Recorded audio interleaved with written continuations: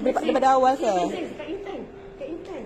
Are you sure? Era Fuzila datang. Because hari tahu saya cakap, kat Penang ke kat mana? Kat Seremban tu kan? Lepas tu kita ada juga PMP kan? Dekat Facebook kan? Tapi rasa tak baca kan? Facebook jarang. Semua tak baca kan? Sama je lah ke? Kadang-kadang kita ni setia pada satu. Kita IG.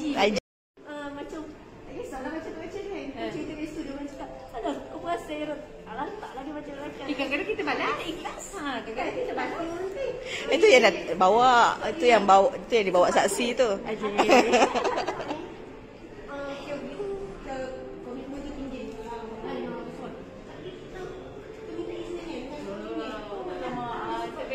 Terima kasih dekat suami memberi izin.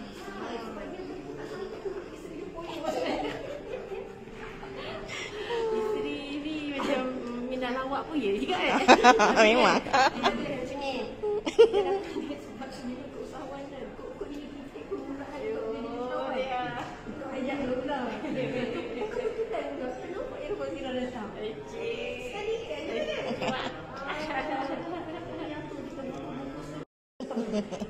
Daripada awal ke? Kak Intan.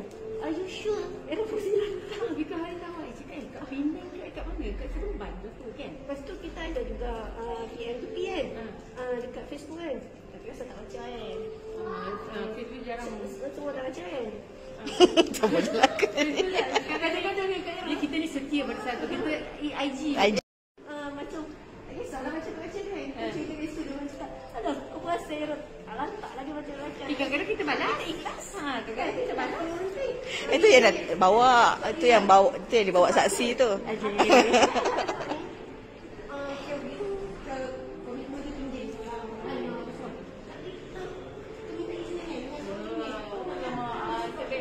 Terima kasih dekat suami memberi izin.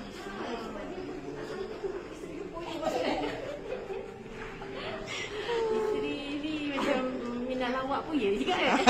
Memang.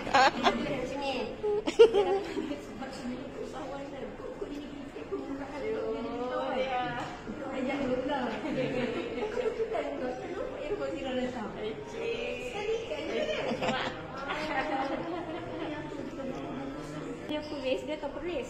Dia polis. Oh iya ke? Saya kerja. Tapi hujung-hujung nak ke Thailand. Apa? Kuala Nerang. Apa? Kuala Nerang. Mana Kuala Nerang? Anyang. Di sana macam Putrajaya. Putrajaya lah. Sangat. Dia memang selalu pergi Putrajaya kan? Memang. Tak suka kecorang. Saya suka kerja juga. Maksudnya ni, husband ke salam. Waalaikumsalam. Mak selalu tengok cerita apa?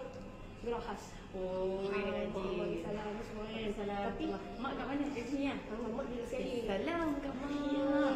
Cuma kita nak kata sudah tahu semua masa nak tengok AV memang jarang tu nak AV. Sorry kan. Tapi kita boleh support macam ni kan. Itulah. Kita besok datang berapa? Okey, sorry ya. Sekali dia nak banyak kali kursus dah pergi Kita tengok betul ke ni kan? Kita datang lah nak support kan. Ya, saya duduk dekat Facebook je kan. Kan. You know me or not? I kenal lah you, of course. You kenal? Of course. Sebab ni saya bawa dia nanti